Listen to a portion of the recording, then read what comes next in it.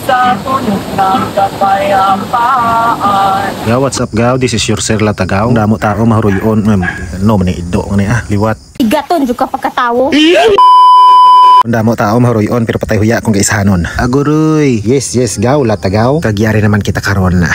Katudtod lang pero tika budlay mag-voice over kung gabi. Ay damo ka sa mabatian. Nadiraan sirom-sirom, taghol ka ido. Wala palabot ang disko sa piyak nga sityo. Kag madamo pa nga iban. Ay ti alangan naman magpapugong kita. Kag kung ganta mga lipay sa iban dira. Kag kung ginsumbag kita. Ipapadayo natin ito. Ay tinunto ito. Okay, balaan ko ang iban sa inyo na tingala kag pamangkot. Ulis pabalin ni siya o kon sunoy? Oo, sunoy. Sunoy sa imong mata. Amo lang gihapon. Julis gihapon ang person. Itsura lang daw drakpon. Kag palangga kag gihapon. Tore. O hindi naman bago na sa inyo ning lugar nga ni kay perminti ko man ni ginablog ka makita nyo ni sa akon nga page. Oo, hindi ka nagkakamali. Dito yan sa Paalala Spring Resort and Casino. Yan na lang yung pinangalan ko sa sapa na ito kasi ang tagal ko na dito hindi ko pa alam kung ano yung pangalan ng sapa na ito. Welcome to Paalala.